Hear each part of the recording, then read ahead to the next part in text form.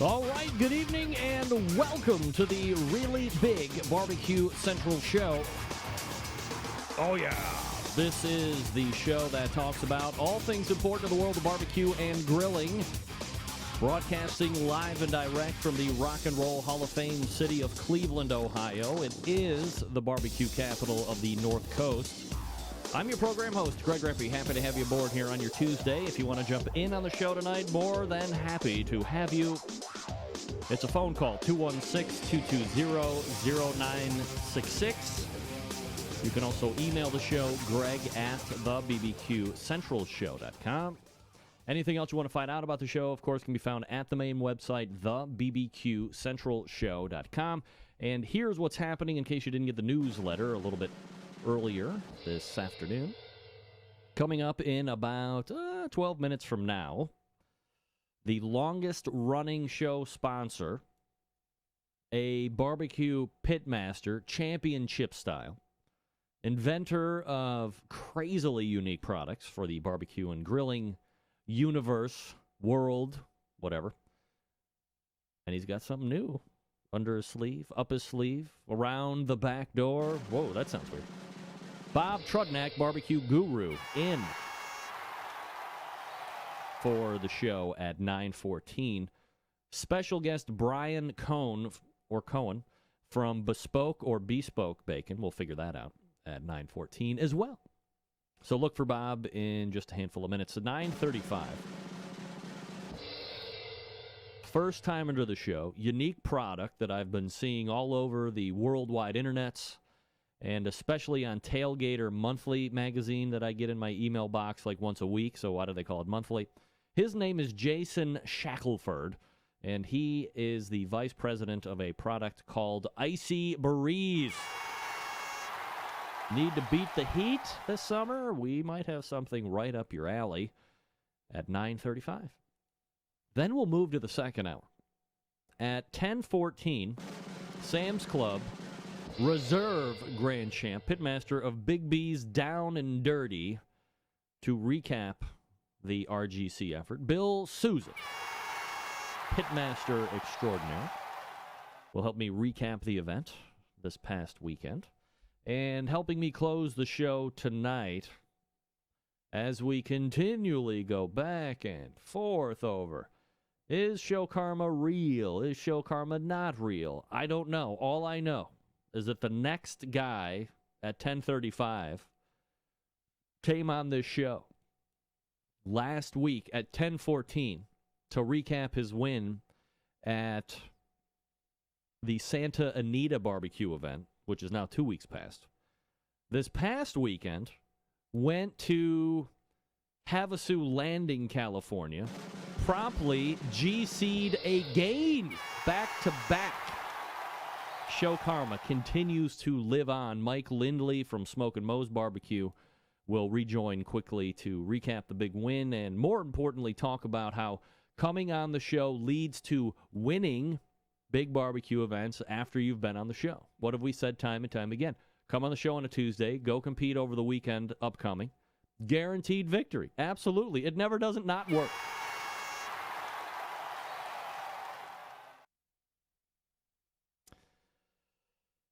Matt Boer and I are communicating through email because he's not friends with me on the Facebooks.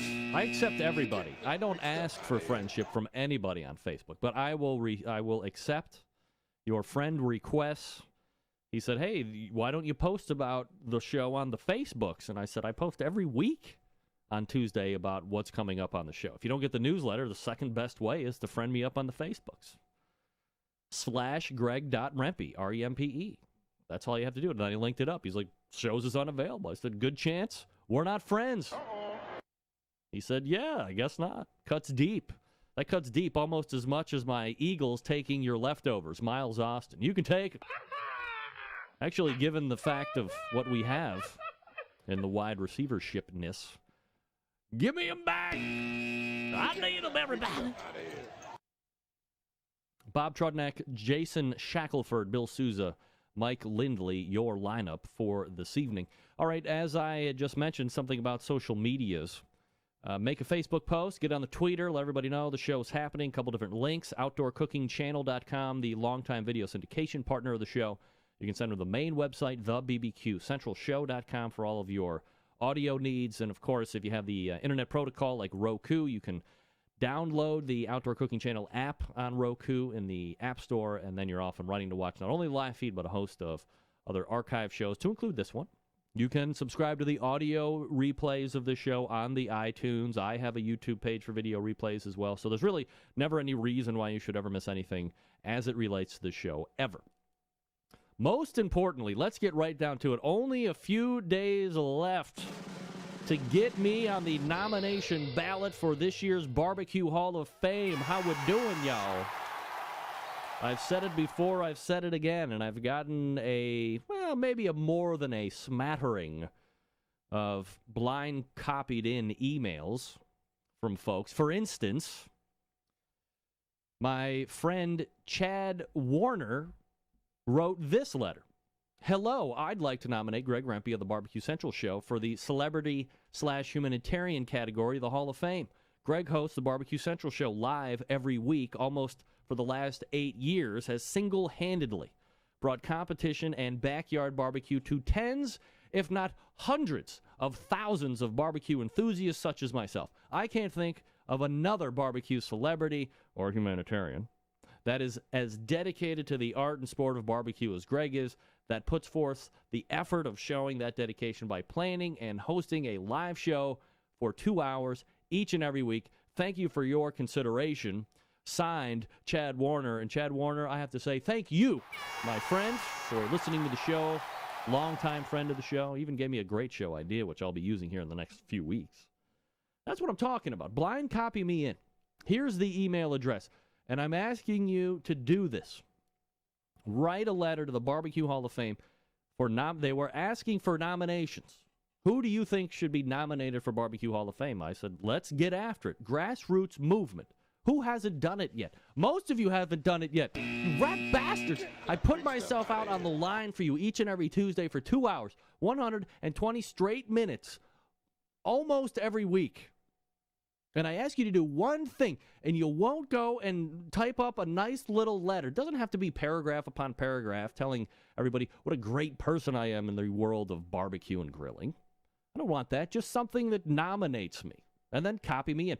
The email address is bbq@americanroyal.com. bbq@americanroyal.com. Patrick Paquette is in from the Basic Patrick team. Good to see you, Patrick. So hurry up, because all of your nominations must be received by April 3rd. That's literally 4 days from now. Tomorrow's April 1st. That's not April Fool's. It's for real. So only a couple more days left. Please get me on the nomination. Won't it be just substantially satisfying when I'm standing up on the dais of the 2015 Barbecue Hall of Fame with my black apron, standing next to my fellow inductees, looking at past inductees like Ray Lampe and Myron Mixon, posthumously at Henry Ford and George Stevens and all of these people that are great. Mike Mills, the likes of, not posthumous, Mike Mills is still alive, living legend. Finally, I get my just due and respect to rub shoulders and hobnob and otherwise be tomfoolednish with these people in Barbecue Hall of Fame fashion. We only have a couple days left. The speech that I will make will be impressive, to say the least. To say the least, it will be impressive. And I could be understating it. I would craft a speech that, of course, I would commit to memory because I wanted to make it sound like I'm coming off the top of my head, but I would have something well-crafted. So, if you haven't done it yet, we have only a few short days to get everybody involved and on the train. Send your emails nominating me for the Barbecue Hall of Fame, celebrity/humanitarian portion, bbq@americanroyal.com. Don't let it slip. I'm not going to be able to remind you again next week because at that point, it will be closed. No! You don't want to be the one that cost me being nominated into the Barbecue Hall of Fame, do you? I should think not. I know where you live. Whoever gets me on the nomination ballot, I will mention you in the speech. How about that? Shout out. All right, public service announcement from my barbecue brother, Stephen DeFranco of Stephen DeFranco Jewelers. I'm actually headed there tomorrow to grab my grandfather's ring. It is finally done. Under complete repair, and I will show it to you next Tuesday when it's back on my finger, which is now laid vacant for 3 weeks. Father's Day coming soon. Mother's Day coming sooner. Number of different holidays. You need to get on the Stephen DeFranco bandwagon. First, hit the website, StephenDeFranco.com. Then dial them up once you find what you like. 440-943-2700. That's 440-943-2700. Tell them you're a Barbecue Brothers sister. Tell them you listen to the show each and every week, and I'm telling you to call in, ask for Steve. Say, hey, I found this watch, or I'm looking for an engagement ring, and I need you to ask me the right questions so I can make sure I have my stuff together. And watch Steve go to work. He's going to ask you a bunch of great questions. He's not going to try and push you into something that you don't want. He's going to get something that fits your budget, but also fits the emotion that you are trying to convey. Quivers in the arrows in the quiver, as they say. You don't want to go to some big box store in the mall and have some snot-nosed punk with a suit off the rack looking to talk you up 3-4 different carat sizes in a ring because he's looking to line his pockets with your cash. Forget about that. We want something that works with you. That's not only in it for the sale today, but for a lifetime. Building customers for a lifetime. It's one of the unofficial mottos of Stephen DeFranco, and I urge you to check him out. StephenDeFranco.com, the website, 440-943-2700. Call Steve and ask for him directly. You'll be happy that you did. All right, we're back with Bob Trudnak and Brian Cohen from Bespoke Bacon. You are listening and watching the Barbecue Central show right here on the Barbecue Central Network. Stick around. I'll be right back.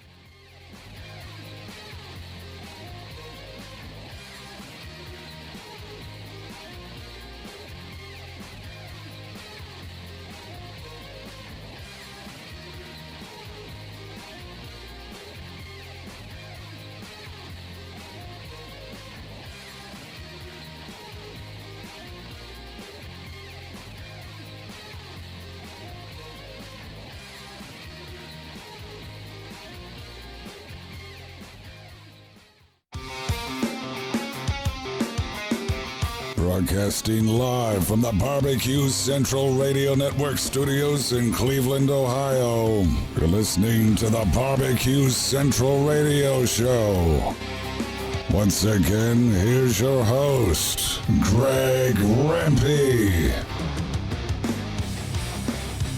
All right, welcome back. 216-220-0966. Greg at thebbqcentralshow.com. Your two ways to get in touch with me, should you see fit.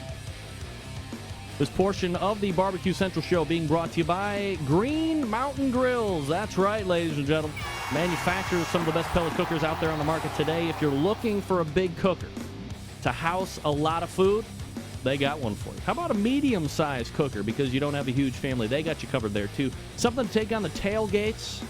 Yeah, got one of those, too. You can also supply yourself with pellets. Check them out at greenmountaingrills.com. That's greenmountaingrills.com. I love mine. You'll love yours as well, I swear to God. Great folks over at Green Mountain Grills. Especially if you like the pellet stuff, right? Gotta love Green Mountain Grills. All right, my first guest tonight is an accomplished and championship award-winning barbecue pitmaster, a barbecue sauce and rub maker, and the VP of Sales and Marketing for the longest-running sponsor of this show. And now he's gotten into something that, quite frankly, everybody loves. It's something that has been raging across the country for decades, if not generations. That, of course, bacon. So let's go ahead and race over to the hotline and welcome back longtime friend of this show, Bob Trudnak, joining us. Bob, how are you, buddy? Good, Greg. How are you? Doing absolutely fabulous, Bob. I understand we also have Brian Cohen from Bespoke Bacon. That's right. That's right, Greg. How you doing? Brian! Yeah, man. Great to have you guys. Brothers in pork and fat, no doubt. Brian, first of all, is the company, is it Bespoke or Bespoke? I want to make sure I'm pronunciating it right. It's Bespoke, but most people pronounce it Bespoke, and either way, it's spelled the same way, so that works for us. All right. Well, if nothing, I pride myself on my enunciation skills, as Bob would attest to. So it is Brian Cohn from Bespoke Bacon. All right, so a couple different places that we can go here tonight, and I guess the obvious question is Bob Trudnak is well known in creating and helping create and bring technology and devices that make the barbecue and grilling life a little bit easier. Of course, with the BBQ Guru pit temperature control devices, the cookers that they have. I mean, they're creating everything each and every day. All of us. Then he gets into the rub, and then he gets into the sauce. He's wildly successful there. So it's logical that the next thing you're going to do is team up with somebody in bacon, and now we're off and running with that. So, Bob, I guess the question is to you first. Where does the need or the niche to feel the fill of bacon come with you? Well, I'll tell you, Greg, I cook a lot with bacon. I'm very fortunate enough to have the Bespoke Bacon guys local to me. They're within a mile of my place. So I'm always using their bacon in my ingredients, and they're using my sauce and rub to promote their bacon. And it was just a natural kind of relationship, and we decided to put them together to make this Alpha Bacon. Brian, did you approach Bob and say, hey, I love your sauces and your rubs and the fact that you're a championship award-winning pitmaster and we should do something together as it relates to bacon, or was it the other way around, or how does the relationship start to spark? I would definitely say that Bob's skill had a whole lot to do with us reaching out to him, and he's been really helpful to us as we've been getting our company up and off the ground over the last couple of years with the advice. So when over the last couple of years, as he's been using our bacon, and once he had the rub available, it just seemed like a natural fit that we try and do something that kind of breaks bacon out of the mold and uses his rub in a way that a lot of people might not be accustomed to. Bob Trudnak and Brian Cohn joining me. Bob, obviously, from the BBQ Guru, and Brian is Bespoke Bacon. Bob, how long did it take, I guess, from start to finish? Obviously, when you're dealing in the normal day job, there's a lot of research and development and testing and different versions before something's brought to market. I would imagine something similar is taking place on the food side. Where did you guys start, and how did you come to a product that everybody was happy with to then bring to market? Well, I think Brian could talk about this a little more, but there's a whole brining process that takes place and smoking and seasoning process. And I think they've been doing it so well for a few years now that I don't think it was that much of a challenge for them to get it right pretty quickly. What do you think, Brian? Yeah, I mean, the challenge, I think, with doing anything with a barbecue rub is that there's naturally a certain amount of salt and sugar that's already within a rub. And figuring out how much is in there and then how much more we need in order to make it so the bacon's not too salty or not too sweet. That's probably the biggest challenge, and it really didn't take us too long because we've kind of been playing around with this flavor line before, and Bob, we've been fortunate enough where Bob has set us up with some early drafts of his Alpha Rub that we kind of played around with. So I would say that the whole process probably took a few months to really get together, but when we finally put our heads together to push forward on the actual product, it really came together in a couple of weeks. Brian, if I could maybe back out, and I apologize maybe for not asking this question up front, but how do you get into the bacon business, and is it something that you do full-time, or is it like a passion hobby that you're hoping to grow into something full-time down the road? It's not full-time yet, but if you ask my wife, she would probably tell you that it's taking too much time because it's really something that's gone from a couple of days a week, weekends, and events to taking up a lot of my time. And the way we got into it, as Bob mentioned before, we're local. We're not only local to Bob, but my business partners are actually my neighbors, my next-door neighbors. And like all good ideas come together. We were sitting on the back porch drinking a couple of beers, thinking about what kind of foods we haven't put in the smoker lately. And the topic of bacon came up. And Providence has a lot to do with it. I used to work in a smokehouse. My other partner, Kevin, used to work in food service as well. and we came up with some ideas for bacon just to give it away to friends. And next thing you know, people are raving about it. We figured we might be onto an idea. Is there any apprehension getting into a market where there just seems to be quite a selection to choose from, not only in the supermarket, but, of course, you get on the internet and then anything's available?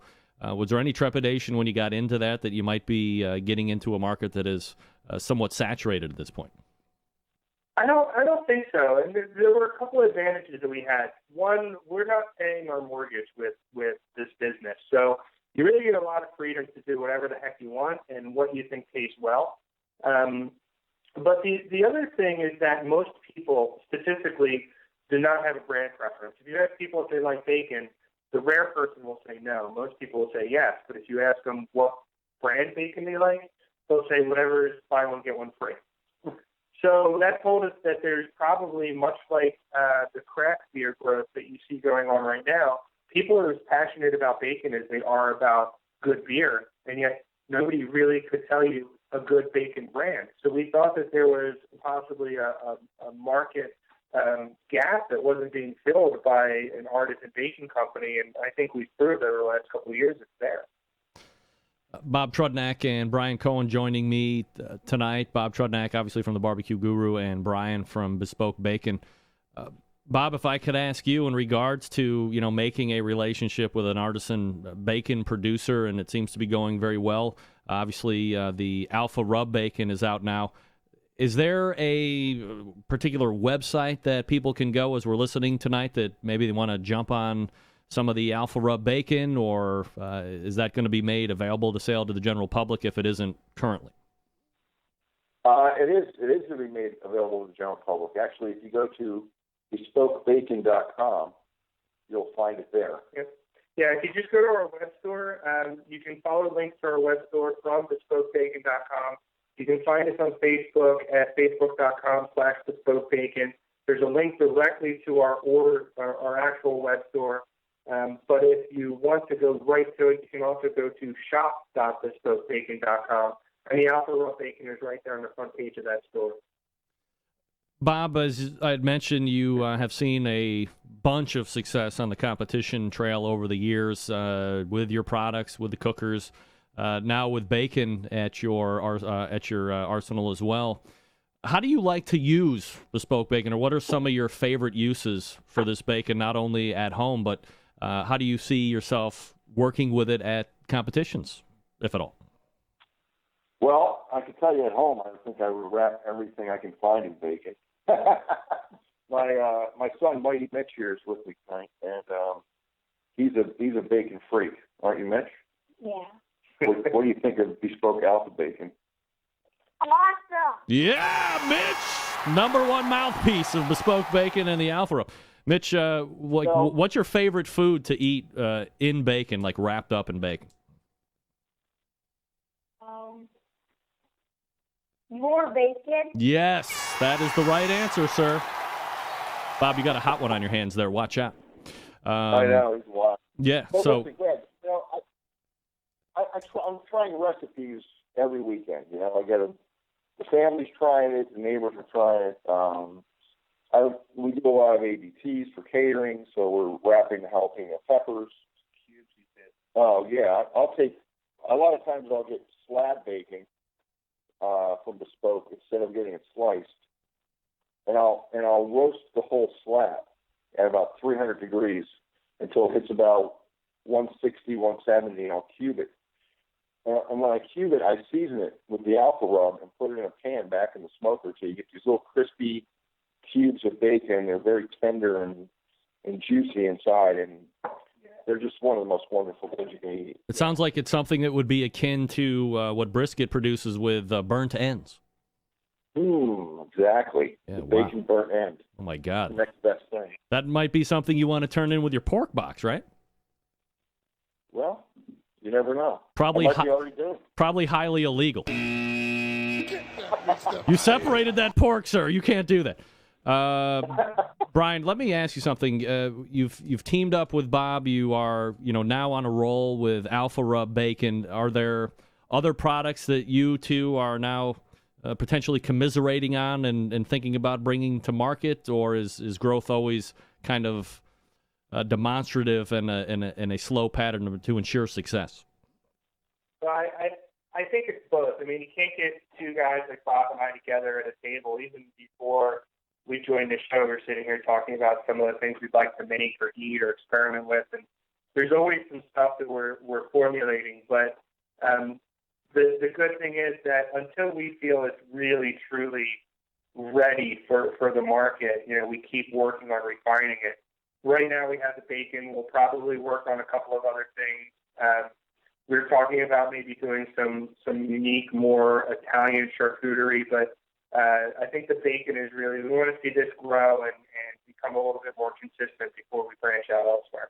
Brian, if I could get a little bit bacon nerdy with you and have you pull back that curtain, if you will, what's your process of making bacon? Is there anything special? Obviously, I'm not asking you to share any trade secrets, but as far as things that set your bacon apart from the unwashed bacons that you see, not literally unwashed, but just the amount of other bacon that's on the shelves right now. What's the process, and what do you think really sets yours apart?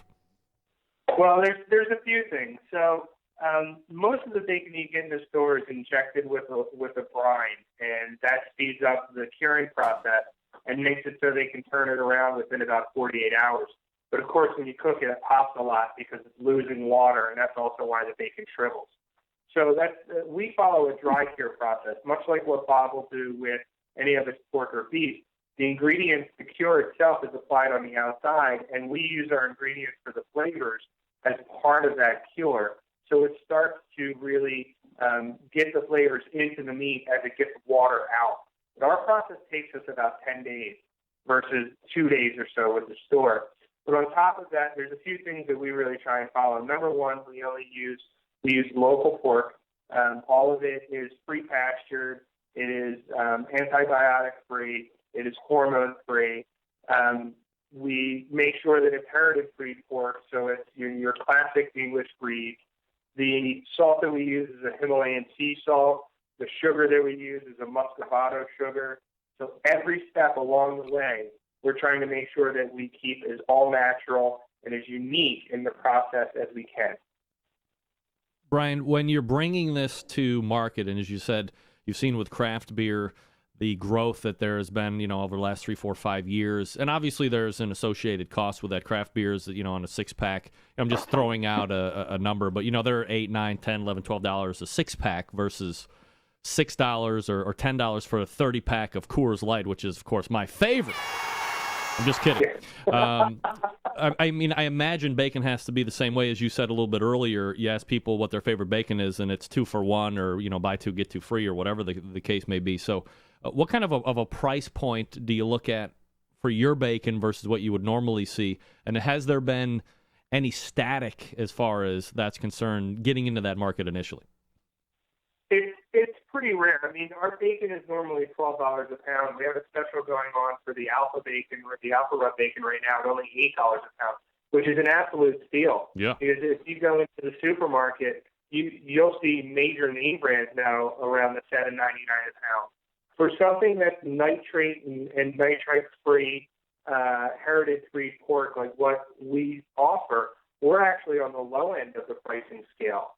I've seen a lot of bacons that are brand themselves sort of similar to what we do that are up around the $18 to $19 a pound range, and ours only comes in at about $12. So we're a heck of a lot cheaper.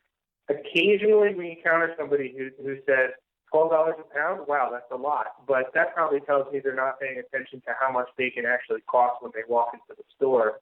Because right now, it's in the $6.50 to $7.99 a pound range. All right, so if you go to bespokebacon.com and you click on the link to get the Alpha Rub bacon, as you said, right now it's sitting at $8 a pound. Is there any minimum to order? And I guess most importantly, how long does the special run before it might bump back up to $12 a pound? We're going to run a special for the rest of the week. Hopefully as long as orders continue, we're going to keep that special going for at least the end of the week. But yeah, it's I mean, so far the orders have been off the shelf. I mean, it's been absolutely incredible. I think it's been more than either of us ever thought that it would be. And we thank each and every person who made a purchase for this bespoke alpha bacon. We really do appreciate it. If I order 5 pounds and I get 5 pounds into the house, and I'm not going to eat all 5 pounds, I mean, I know, hard to believe, but just in case I don't eat all 5 pounds at once, what's the best way to hold to enjoy later? But the great thing about the bacon, the alpha rub bacon, is it's going to be sealed in a 1 pound pack. Bacon freezes extremely well because of the high fat content. So if you wanted to just throw a couple of pounds in your fridge, but then put the rest in the freezer, it will keep for about 6 months, and it thaws out quickly. Wow. So just pull it out, when you need it or before the weekend, and it'll thaw out on the counter in about 20, 25 minutes. Bob, let me turn it around to you real quick as far as the competition scene is concerned. What do you have lined up for 2015 on the competition circuit? Well, my season's just getting started. I went down to Texas to the Shackelford event and actually judged the event and taught a class. So that was kind of weird not competing at a barbecue contest. I went down to Georgia, pick up a new trailer and barbecue smoker, and did the event down there in Bainbridge. And then I have, 1 or 2 a month coming up. I'll be in Green Lane, Pennsylvania, Harrington, Delaware at the Triple Threat. We have Bespoke Bacon's actually going to be right beside me at Green Lane. Wildwood, New Jersey, New Holland, Pennsylvania. So, and then the Sam's Club tour. So we got a lot coming up. Bob Trudnak is the pitmaster of the BBQ Guru, also doing the sales and the marketing over there, thebbqguru.com. And Brian Cohen is with Bespoke Bacon. That's just like it sounds, bespokebacon.com. Everybody, if you like the bacon, go now and hook it up before the end of the week. Get the $8 a pound special on the Alpha Rub Bacon. Gents, appreciate the time tonight and the insight, and continued success on both ends. Thanks, Greg. All right, guys. Take care. There they are. Bob Trudnak and Brian Cohen from Bespoke Bacon talking about his line of bacon. And he's absolutely right. If you go into the market anymore, and even like the crap bacon, like Oscar Mayer or whatever big name brand, I mean, anything that's fairly big named right now is sitting at $6-7 a pound. You're lucky if you can get some on sale, but I agree. I finally found Wright Brothers brand bacon in Giant Eagle, and that is $8 a pound. Absolutely, $8 a pound all day long, and could potentially sniff higher than that, depending on where you are in the country. But how about Bob's idea of getting the slab bacon, right? Get the slab bacon and make the similar idea of the brisket burn ends with the slab bacon. Oh, sounds good. All right, gang, if you are like me, you're always trying to think of the ways to step up the barbecue and grilling game. Of course, no better or easier way than by adding a little Butcher barbecue to that arsenal. And now the personal testimonials start to roll in from me, because now 2 weeks headlong into the trials and not tribulations of Butcher Barbecue's newest product, grilling oils. I'm hooked. I'm addicted. I got to use it all the time on everything. I did chicken thighs on the grill, which I was going to talk about also on the Grill Great review portion, but I want to see how it's going to react, how it's going to flavor, if it's going to over-flavor. I'm always continually adding it as we're cooking to see if at some point, hey, too much butter there, or that didn't help keep some moisture around, or didn't add anything to the overall cooking experience, and I haven't found it yet. It is performing as advertised. And again, the best part of using the Butcher Barbecue grilling oil is not only the exceptional flavors that it comes in, butter, chipotle, and steakhouse, but it's on the shelf. I never don't see it. So whenever I'm cooking, if I need butter or if I need... Tomorrow, What's on the test thing for tomorrow? Grilled cheese. I'm not going to use butter. I'm going to heat up some grilling oil in the pan, drop the bread down, build a sandwich, flip it over, get the grilling oil there, see how we do with grilled cheese. This could replace butter for me almost on everything. Dump it in popcorn now with some sea salt. It's absolutely phenomenal. I put it on hamburgers while I'm cooking. I put it on my grilled hearts of romaine grilled lettuce. I've juiced up both chicken thighs and chicken wings. I coat them in the grilling oil and then season them. And then as they're cooking, I'll drizzle a little bit of cooking oil at the top. And then when I did steaks, as they came off, I hit them with a little bit of grilling oil to get everything kind of lay down and settle in. Put a nice little coat over the top of it. Folks, you're missing out, quite frankly, if you don't have them now. Go to butcherbbq.com. That's butcherbbq.com. And get grilling oil right now. My favorite, because I'm a butter guy, is butter. But I've done the steakhouse. I've done the Chipotle. Chipotle actually adds just a tiny bit of heat, too, depending on how you're using. So if you like a little bit of heat, you like that Chipotle flavor, it's going to be right up your alley. ButcherBBQ.com. That's ButcherBBQ.com. I can't recommend grilling oils enough.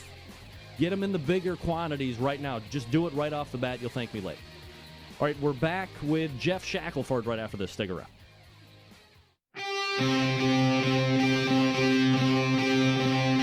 Get in the smoke. Call 877-448-0433 to get on the air. Now, here's your host, Greg Rempe.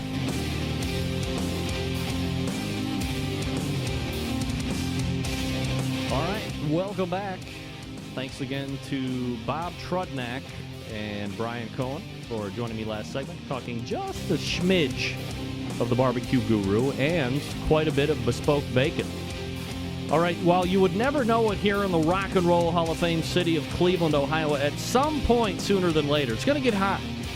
The comp trails are going to be ablaze. The catering jobs are going to be smoldering. You're going to need a way to beat the heat, especially if you don't have one of those $100,000 campers or more to pull along with you. My next guest might just have the thing to help you out this summer. Let's go ahead and race over the hotline and welcome first-timer to the show, the VP of a product called IcyBreeze, Jason Shackelford, joining me here on the show. Jason, how are you, buddy? I'm good. How are you doing? Doing absolutely fabulous, Jason. Appreciate you making time for the show tonight. And I guess before we get into the product, which is obviously paramount to the segment tonight, maybe a little bit of background about yourself and what you've been in professionally, and we'll kind of transition from there. It's kind of funny. It is so far away from portable personal air conditioning, at least to start anyway. I graduated from college with a degree in broadcasting. Spent about 13 years as a sports anchor for an NBC affiliate in Tulsa, Oklahoma, and then spent the last 2 years of my career reporting for a national television show called The List. That's pretty much my career in a nutshell, covering everything from the U.S. Open to the NCAA tournament and the BCS championship game. So pretty crazy where I started from where I am now, where I'm the vice president of sales and marketing for a company called IcyBreeze. Jason, before we get into IcyBreeze, 3-second dissertation on if anybody can beat Kentucky men's basketball this year. No chance. No chance? No chance. Agreed. They are incredible. All right, so how does one transition from the anchor desk, whether it be locally or nationally, and get into being the VP of sales and marketing for IcyBreeze? Well, a buddy of mine that I ride motorcycles with, I'm a huge motorcycle enthusiast, and we ride a crazy sport called trials. And a buddy of mine that I ride with is a pretty smart guy, took a company public back in the mid-2000s and did quite well for himself. He came up with this product called IcyBreeze and another product for the GoPro camera. And he was basically starting two companies at the same time. One was called Killer Shot, the other being IcyBreeze.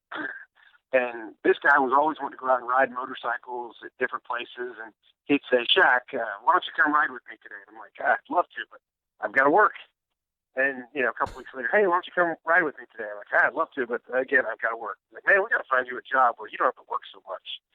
So he kind of put his money where his mouth was. And a few years later, when he was looking for a video person and kind of a spokesperson for his two businesses, he offered me a job. And I'm like, man, what better way to take a career turn than go work for one of your really good buddies that you enjoy riding motorcycles with. So he offered me a job, and took it, and we realized that I was capable of some other things than just making videos for the companies, and talked to people pretty well, and so they moved me into sales and marketing, and that's kind of where I stay now. Jason, unrelated, I also want a job that I really like and don't really have to work a lot at.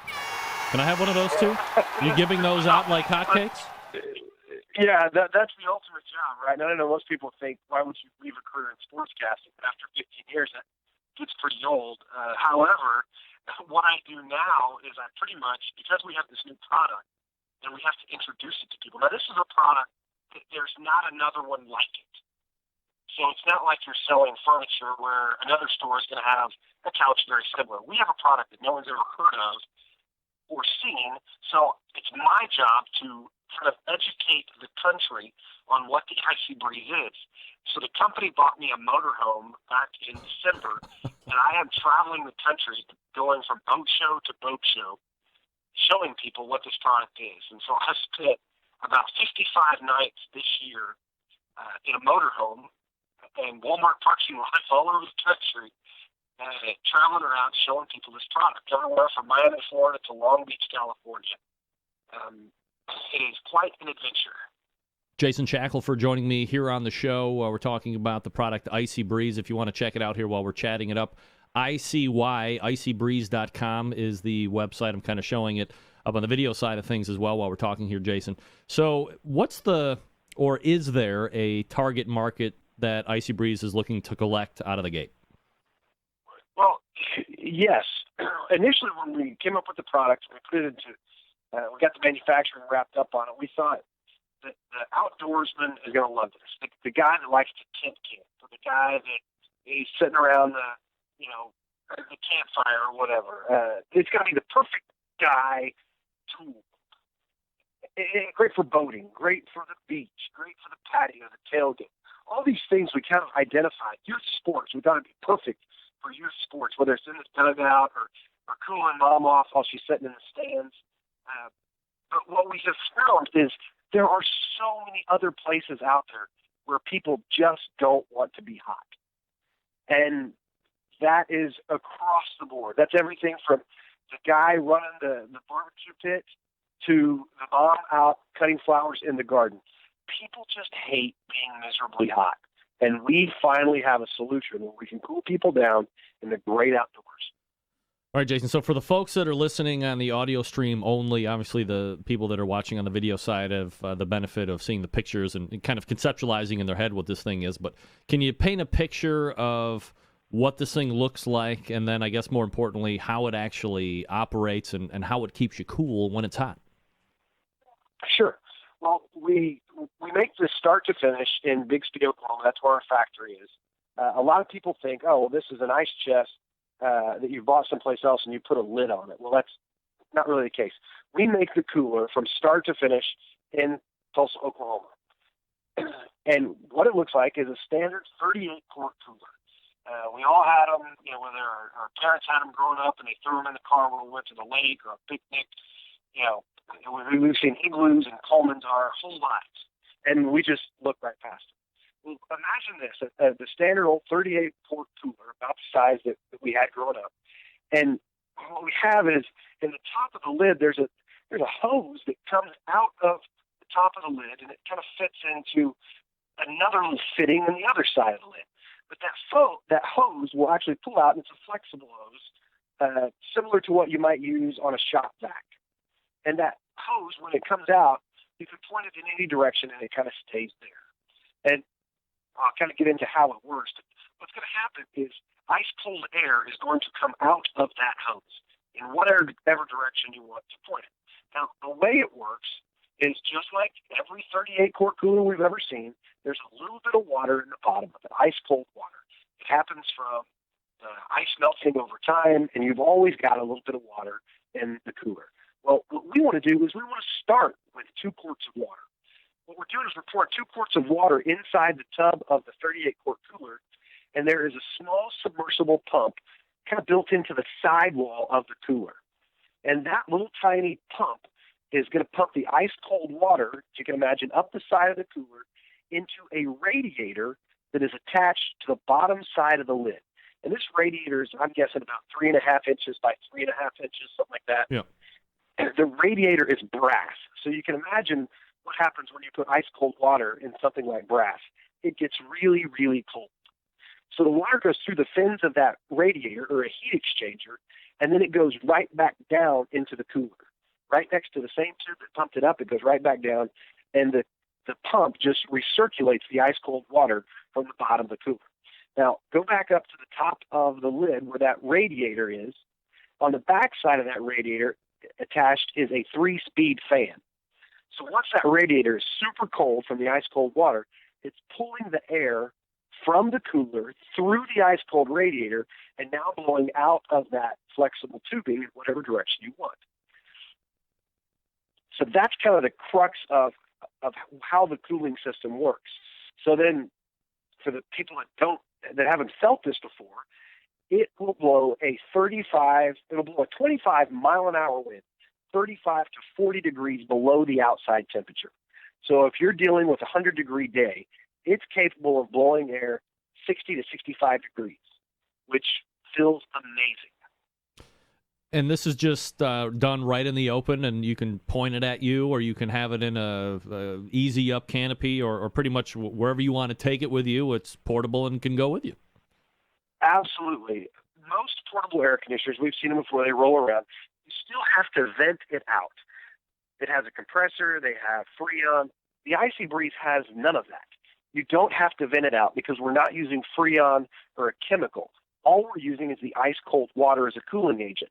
So we're not even kicking out heat in any direction. The ice-cold water goes up through the radiator and right back down.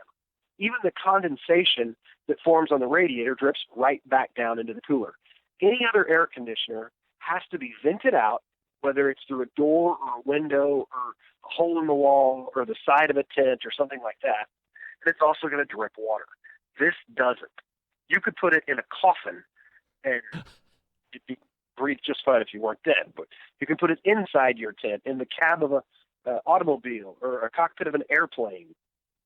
So many applications where you could use the IcyBreeze. Jason, as far as power, is this something you need to have plugged in order to operate? Is it battery powered? How does that portion of it work?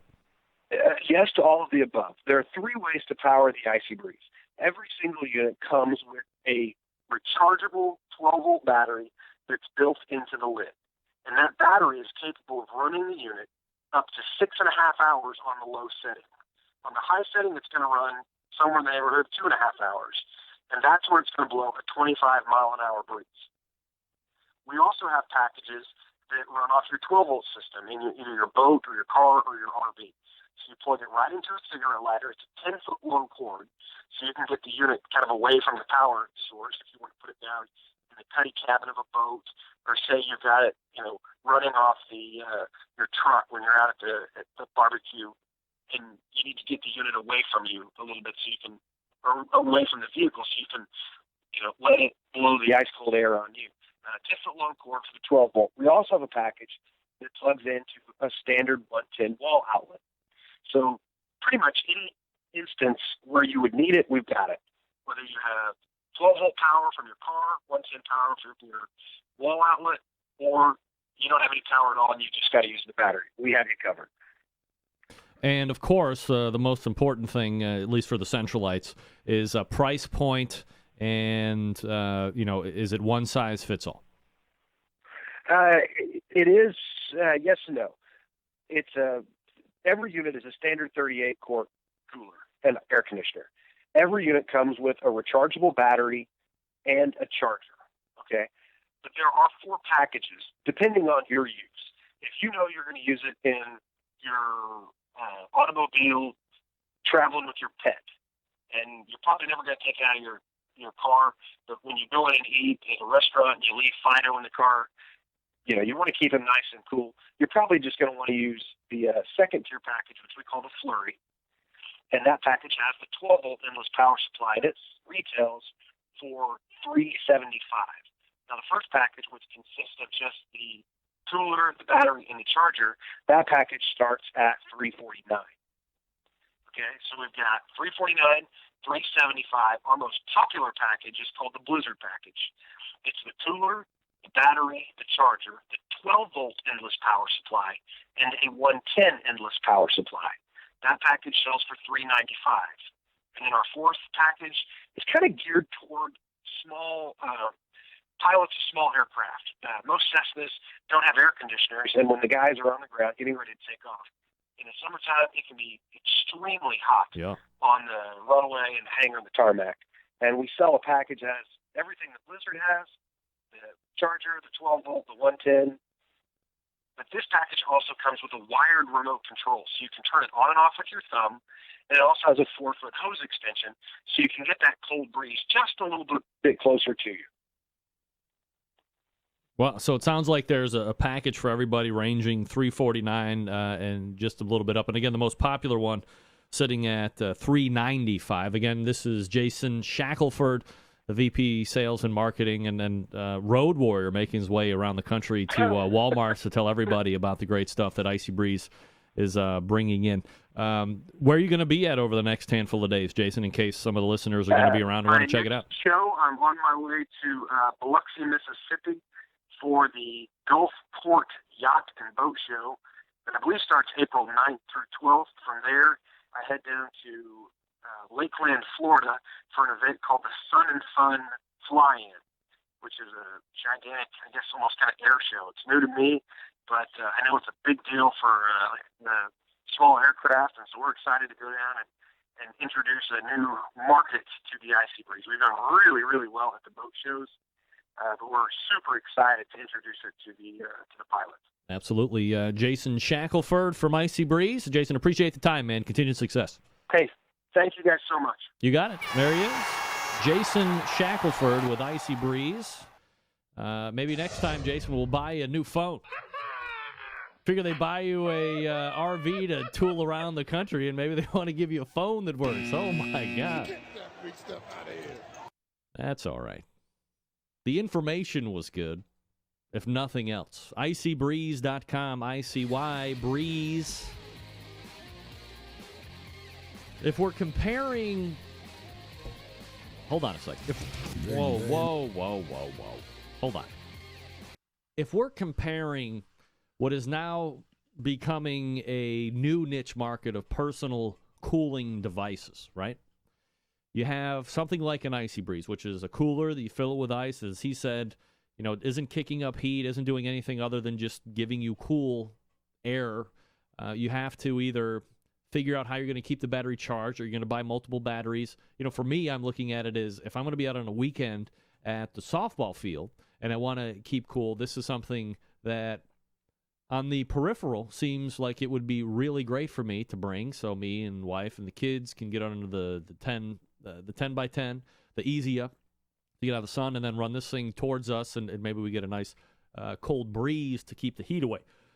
The issue, of course, is we might have to buy multiple batteries, or we're definitely not going to be able to run power down to this thing from our car, or there's no electrical hookup where we're at on the softball field. So there's a little bit of a potential issue for me. I do see it being something easily taken on the patio, but then if you're going to be in a patio and if you have some more money to invest, are you then looking at something like a Portacool that you can actually hook a hose up to, completely different technology per se, with a Portacool type unit? So the good news is that now there are finally options instead of just sweating your ass off in the heat, right? Options are good. Pills are good. Pills are good. All right, folks, I'm going to talk to you about the BBQ Guru. We just had them on at 9:14 talking about bacon. Now I'm going to talk to you about automatic pit temperature control devices. This is the company that started it all. They are the creators of this technology. Why in the world Would you go anywhere else and buy something like this? I don't know. If you're not familiar with how these little beauties work, I'm not going to get into the minute detail, but imagine a product that allows you to set temperature in one set, keeps it running at that temperature all the way through to cook. Sound too good to be true? It's not. This is real life. You can take advantage of this technology today. Maybe you are a busy working professional like me, or perhaps you're constantly on the run with kids, doing errands, and quite frankly, you just don't have the time to sit around and tend to pit temperatures. The Guru allows you to throw on a pork butt, a brisket, a couple slabs of ribs. Then you're off to do whatever it is you need to get done, and the Guru maintains that pit temperature you set it at.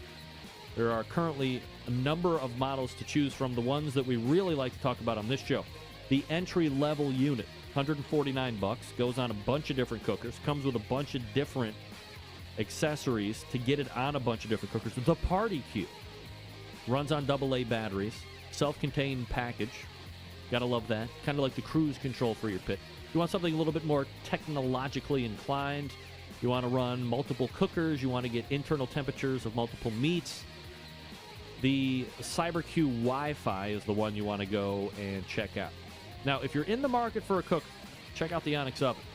The Onyx Oven has been winning on the competition circuit as well as in backyards all over the country for years. Fully insulated, holds a ton of meat, accommodates half and full pans for food service, and works seamlessly with the BBQ Guru temperature control devices, all of them. Do yourself a favor. Head on over to this website, thebbqguru.com, and check out all of their products. If you have any questions, oh my Lord, please give them a call directly, 800-288-GURU. They will make sure that you are outfitted with exactly what you need to get you up and running right out of the box. Again, the number, 800-288-GURU. That's 800-288-GURU, or visit the website, thebbqguru.com. The BBQ Guru continues to be a breakthrough in barbecue technology. All right, we are we're back to wrap up the first hour right after this. Stick around. We'll be right back.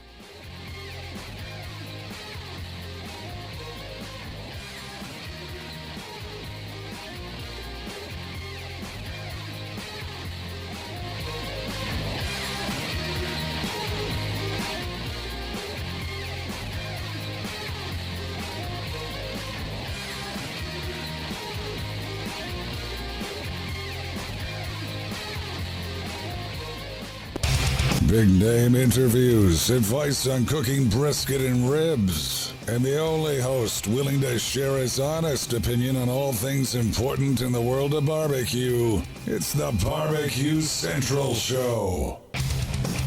All right, welcome back. 216-220-0966, Greg at thebbqguru.com. Your two ways to get in touch with me if you want to find out anything about the show. Otherwise, hit the main website, thebbqguru.com. Thanks again to Jason Shackelford for joining me from IcyBreeze, IcyBreeze.com. If you are potentially going to be suffering from heat this summer, or maybe you're just in the South and you're suffering from heat all year round, you're looking for a portable device. The most popular one ranging in at that $395 mark. A couple different adapters, battery, the charger for the battery, all that good stuff. I want to check it out. If you get one, let me know. I want the review. I'm not going to sit there and shill for one. I'm not going to ask him for one. Come on. I'm also not going to buy one right now. Maybe I will later, but not right now. All right, we're going to reload. When we come back, we'll get into the second hour. We have a bunch of different items to cover at the top. We have two great interviews lined up in the second hour as well. You are listening and watching the Barbecue Central Show right here on the Barbecue Central Network. Stick around. We'll be right back.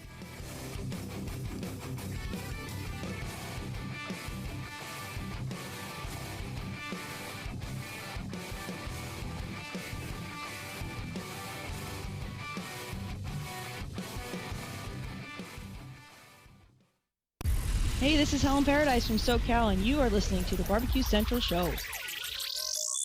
From my heart and from my hand, why don't people understand my intention?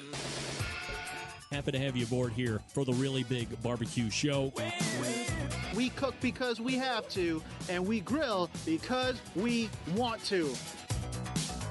Fine, how's it going? You have a great show. I'm a big fan. So what seems to be the problem here? This man looks like he's dead, and he's in the crackle. Charbono! It's all about the Charbono, dude! Succulent fish. What? He ate 54 wieners. But listen, Lavernius, shake a face. I'm shaking like a dog shit peach seeds. We have top men working on it right now. Who? Top men. All right, just like that, we are into the second hour, ladies and gentlemen. That's right. Welcome. You have found and now are enjoying the Barbecue Central show. This is the show that talks about all things important to the world of barbecue and grilling. If you have been looking for such a show, sit back, relax, and see what this thing does for you. We broadcast live and direct from the Rock and Roll Hall of Fame city of Cleveland, Ohio. It is the barbecue capital of the North Coast. As stated about an hour ago, I am your program host, Greg Rempe. Happy to have you aboard. If you want to jump on tonight, 216-220-0966. You can also email the show, greg@thebbqcentralshow.com. Anything else you want to find out about the show can be found at the main website, thebbqcentralshow.com. If you missed the first hour, shame on you! You can go back and get the archive. It'll be uploaded around 11:55 tonight. You can get it all day tomorrow. And the video archive will be up on the main website as well sooner than later. Still to come on the show tonight, Bill Souza, Big B's, down and dirty. Also, Mike Lindley from Smokin Moe's will be joining us at 10:35. So that's what you have to look forward to in regards to interviews left on the show. The 2015 Sam's Club continues to roll out, ladies and gentlemen, getting into Reno, Nevada this past weekend. A local qualifier sending the top 6 teams to the regional final that will take place in Las Vegas on September 25th. Those teams moving on. Is that right? Damn it. I don't know if that's right. Get that big stuff out of here. Now I got to race to the KCBS website and double check. I want to give anybody wrong information here. Reno, Nevada, the final is... Sorry, incorrect. Get that big stuff out of here. The Las Vegas Regional taking place April 25th. Yes. Reno, Nevada was where we were at this past weekend. And the top 6 teams moving on to the regional final in Las Vegas, April 25th. Coming out, GC Fashion. Little team by the name of Team America. And in honor of Team America, we will listen to this. Total power in one person's hands, not the American way. These damn bills that come out here all the damn time come out here at the last second, and I gotta try to figure out how to vote for my people. You should be ashamed of yourselves. I'm sick of it. Every year we pass rules that stop each one of us. Enough! I feel like somebody trying to be released from Egypt. Let my people go!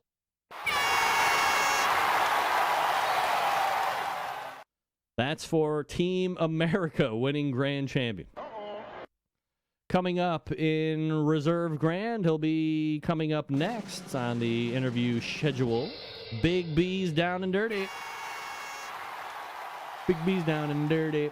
Third place, Bowling Over Pigs. Fourth place, Rhythm and Q, friend of the show. Fifth place, Smoky Love Barbecue. And then there was a sixth place finisher. The gap between first and sixth is almost 14 points, so a fairly large gap. Typically you don't see that. But a decent-sized gap between 1 and 6. This was a fully jammed-out 30-team fair, so Congratulations to all those moving on to the next round. The next Sam's Club event will be this coming weekend, April 4th in Renton, Washington. Can you believe that tomorrow we are in April? What? I mean, if it was April 1st today, I'd be talking about how the show is ending, and I'm just kidding.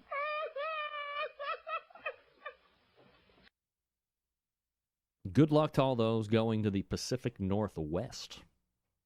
Good luck to you, everybody. Good luck to you, everybody.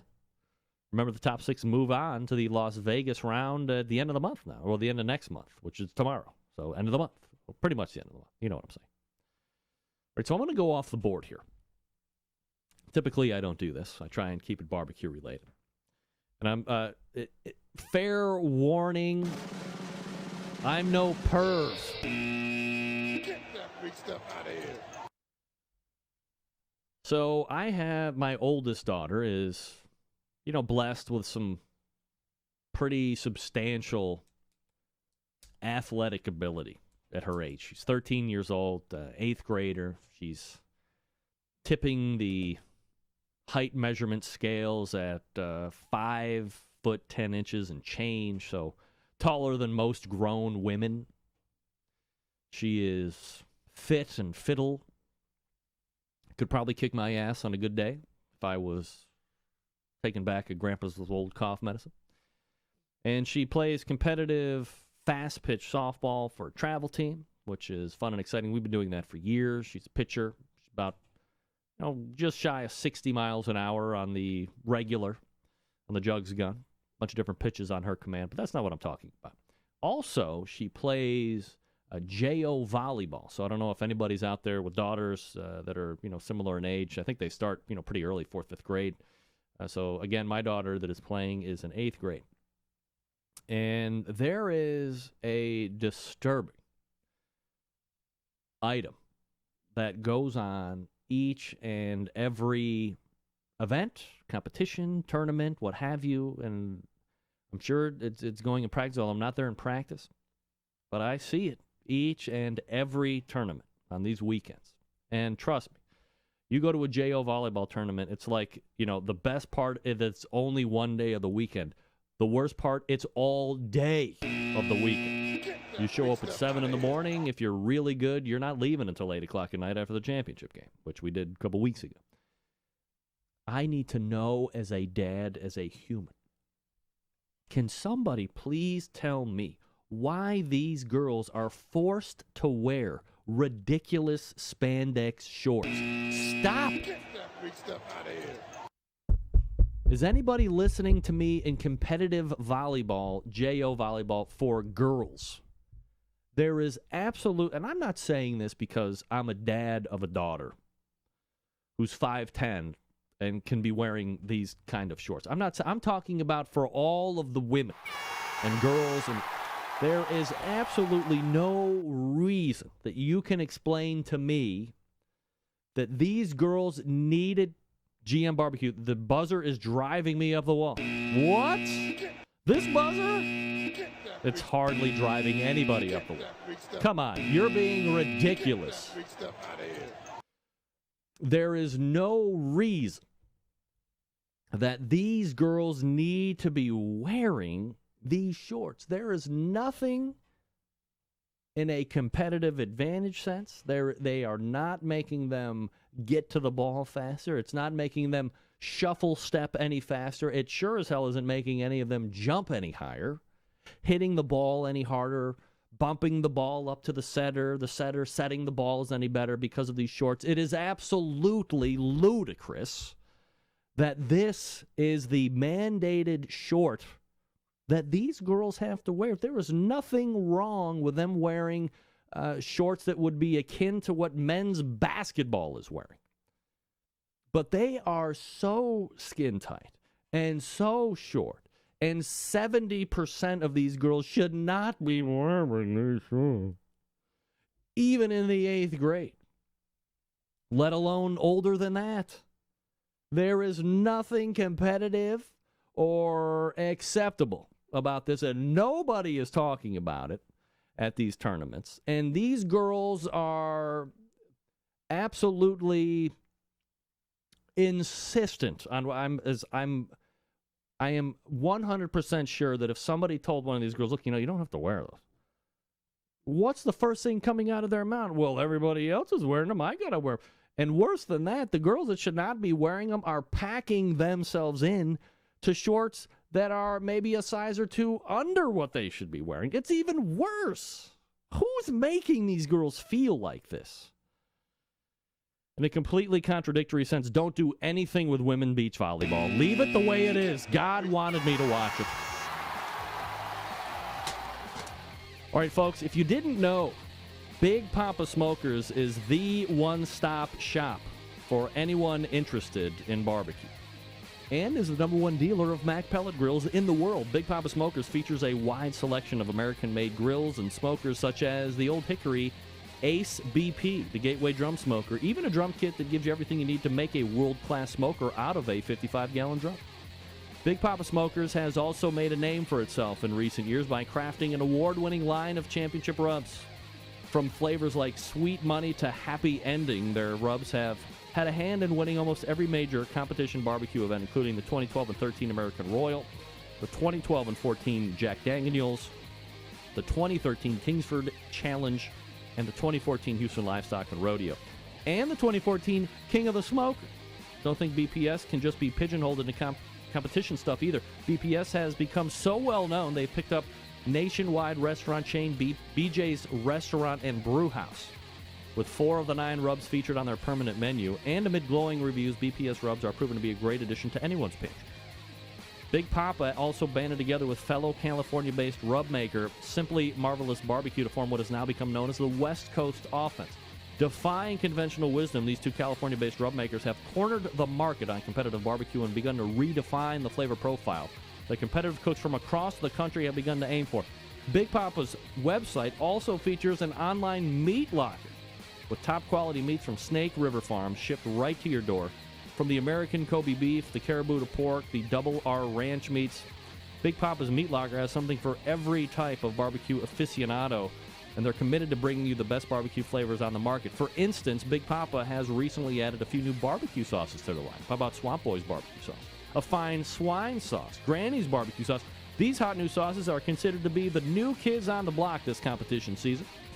Big Papa also created a unique brand ambassador program called the BPS Elite Team. It features 15 of the best competition teams in the country working together to promote camaraderie, competition barbecue, and to benefit children's charities across the U.S.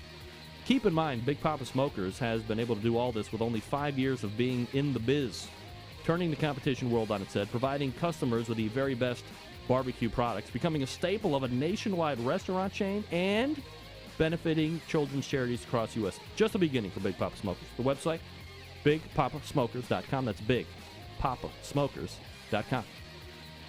Bill Souza out of the gate. Next, stick around. We'll be right back.